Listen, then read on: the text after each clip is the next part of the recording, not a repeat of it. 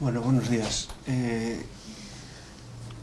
No hay mando, ¿no? Con respecto a la enfermedad de Behçet, hay que recordar que se trata de una enfermedad inflamatoria crónica que cursa en brotes de curso episódico y característicamente, como sabemos, se caracteriza por la tríada de úlceras orales y genitales, datos de inflamación ocular, que puede ser muy variada, y lesiones cutáneas también muy variadas, las más frecuentes el eritema nodoso y otras erupciones tipo acné.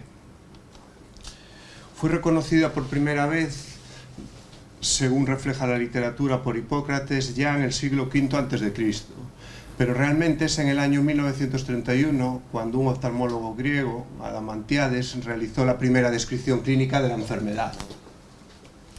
Pero realmente, de forma independiente, y es por lo que lleva el nombre, fue un dermatólogo turco, Hulusi Behçet, quien realizó una descripción completa de la enfermedad, refiriendo a esta clínica que la caracteriza.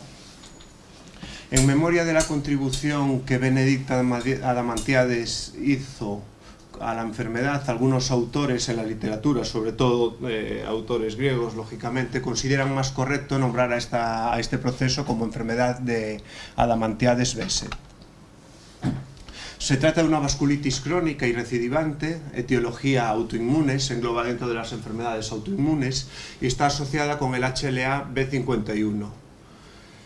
Como todas estas enfermedades autoinmunes, siempre se postula un origen infeccioso porque realmente la causa sigue sin estar claramente establecida. Realmente se postulan factores inmunológicos y genéticos en la etiopatogenia de la enfermedad, pero todavía no hay nada demostrado. Sabemos que es más frecuente entre los 20 y 40 años y es de mayor prevalencia en países mediterráneos y clásicamente en Japón. Las manifestaciones clínicas se caracterizan por la presencia de úlceras orales. Deben, para considerarse criterio clínico diagnóstico, existir más de tres o más episodios anuales y que estas úlceras sean valoradas o sean vistas por algún médico que las describa. En cuanto a las úlceras genitales, están presentes en el 80% de los casos, pero muchas veces pasan desapercibidas y suelen dejar cicatriz al curar. La presencia de la afectación cutánea es muy elevada. En casos de foliculitis, muchas veces leve y muchas veces sin englobarse o sospecharse que pueda tener algo que ver con la enfermedad, están descritos hasta en el 80% de los casos. El eritema nodoso es algo menos frecuente y no es específico del Behçet, es muy frecuente en otras enfermedades autoinmunes como la sarcoidosis y también las erupciones tipo acné. La afectación ocular hay que tener en cuenta que la más grave es la uveitis posterior, si bien la más frecuentes a nivel anterior, y realmente es una enfermedad severa a nivel del ojo. Produce disminución de visión considerada en más del 20% de los casos y el curso clínico evolutivo en brotes van dejando secuelas en el ojo, generalmente más agresivo que en otras enfermedades autoinmunes como la sarcoidosis. Estas son úlceras orales típicas, pueden ser en la lengua o en el resto de la mucosa oral. Una úlcera genital en fase de costra, a nivel del escroto es más frecuente en los varones. Está descrito el fenómeno de patergia, esto es una reacción inflamatoria, una pústula, cuando se administra de forma intradérmica una pequeñita ampolla de suero salino. Los internistas siguen haciendo esta prueba con frecuencia, pero da la sensación que cada vez menos. En cuanto a las manifestaciones articulares, la presencia de artralgias es realmente muy elevada. Está descrito en la literatura entre el 30 y el 60% de los casos. Existe realmente un montón de signos o de patologías asociadas al Behçet que están descritas en la literatura. Quizás las más frecuentes de todas estas que vemos en la tabla sea la presencia de trombosis superficiales más que profundas. Es el caso de un paciente joven, un Behçet con muy mala evolución, de años ya de evolución, de seguido en el servicio, que ahora recientemente ha presentado esta tromboflebitis superficial en el antebrazo. En cuanto a los criterios diagnósticos de la enfermedad de Behçet, sigue existiendo una enorme controversia. Se establecen de forma general los que comentábamos anteriormente: la presencia de unas úlceras orales recidivantes, al menos 3 episodios al año o más, presenciados y documentados por algún médico, y asociando dos de los siguientes: la presencia de úlceras genitales, lesiones oculares compatibles, entraría la presencia de tinta in vitro, de células in vitro como lesión ocular. En cuanto a las lesiones cutáneas, son muy variadas, como hemos dicho anteriormente, y la prueba de patergia positiva entraría también como criterio diagnóstico. La utilidad de estos criterios realmente es mayor en el campo de la investigación que en la práctica clínica. Igual que en otras muchas enfermedades que se diagnostican por criterios clínicos, realmente muchas veces orienta al diagnóstico de dicha enfermedad, cuando realmente, estrictamente o conceptualmente hablando, no se puede englobar porque falta alguno de los criterios.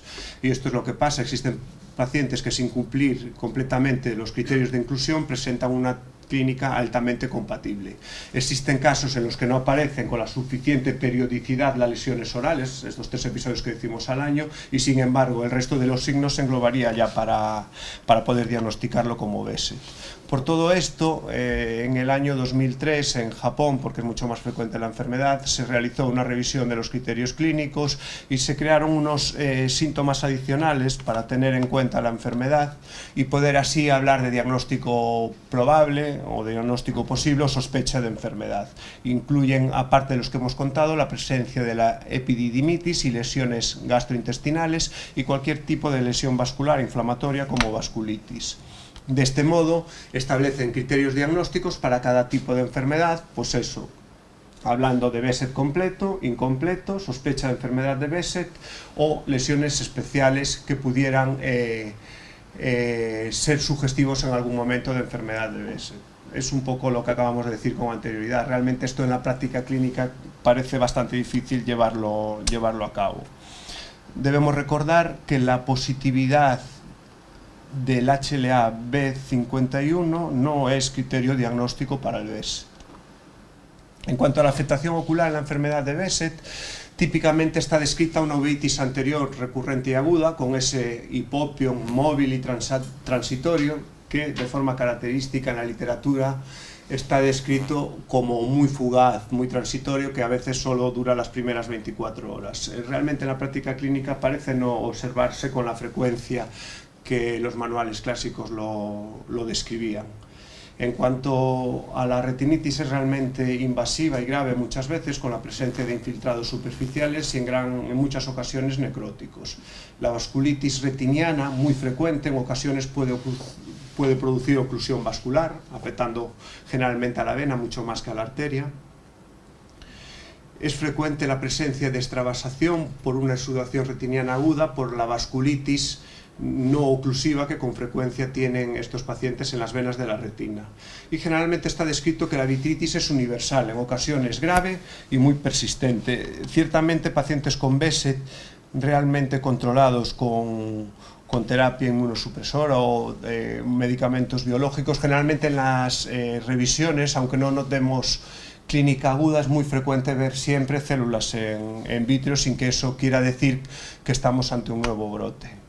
Esta es la presencia de un hipopion muy leve, típicamente descrito en la literatura. Este es un caso también del servicio con una vasculitis oclusiva. Ha producido una periflebitis en una paciente en el debut de una enfermedad de Behçet, con una vitritis muy intensa y la oclusión de la rama venosa superior ahí, a ese nivel. En la angiografía fluorescínica es lo que muestra. En todas las lesiones vasculares, a pesar de que el OCT ha relegado a la angiografía, en las lesiones vasculares, como digo, sigue teniendo una importancia capital la realización de la angiografía fluorescínica. Con el curso evolutivo vemos cómo ha quedado el vaso, la rama venosa esclerosada a nivel superior, y estas son las imágenes con la segunda angiografía a este nivel, con menos vitritis y con la clara obstrucción del vaso. En otros casos, esto es un paciente más joven, ingresado en medicina interna con el diagnóstico de sospecha de de enfermedad de Behçet, asintomático desde el punto de vista ocular, y que lo envían justamente para ver si existían signos oculares compatibles. Imagen de un fondo de ojo que parecía relativamente normal, y sin embargo, fijaros con la realización de la angiografía, la vasculitis existente, que no, a este nivel no se hacía sospechar solo con la exploración funduscópica. Esta es la OCT del paciente y es el criterio que hablábamos antes de una exudación, una extravasación de toda la retina por esta vasculitis que provoca un leve grosor macular y del resto de la retina. Esta imagen la introducimos en la presentación para recordar siempre enfermedades autoinmunes, en este caso el Behçet, la realización de una angiografía aún sin sospecha de afectación vascular. Quizás con la sola presencia de células en vitrio estaría indicada la realización de la misma. Fijaros en esta imagen, que no se evidenciaba ahí en el vaso, la presencia de la vasculitis y cómo se pone de manifiesto claramente con la realización de la angiografía con fluoresceína. Y para acabar hay que recordar que el tratamiento de la enfermedad es crónico, no llega a contratar solo los episodios agudos. Se persigue que una dosis útil de prednisona entre 5 y 7,5 miligramos al día sería ideal, siempre cubriendo con calcio y vitamina D, de forma crónica para pacientes que necesitan tratamientos muy prolongados en el tiempo con corticoides. En el segundo, como coadyuvante, estaría la presencia de inmunosupresor, quizás el de primer nivel en estos casos sería el uso de la ciclosporina, y ya en un segundo escalón estaría el metotrexate, y por último, en el tercer escalón, los fármacos biológicos como el infliximab o el adalimumab, más adalimumab quizás recientemente que se ilumina por la comodidad en la posología, que lo pone el paciente subcutáneo, pues una inyección cada 15 días. Simplemente al nivel, la mayor parte de los pacientes se suelen controlar con corticoide o con ciclosporina. Y eso es todo, nada más. Bien, ¿alguna pregunta? Muy bien, la comunicación como siempre. No, el título ese. Iba yo a hablar del título, que no lo vi cuando me fui, de Adamantiadis Behçet, ¿no?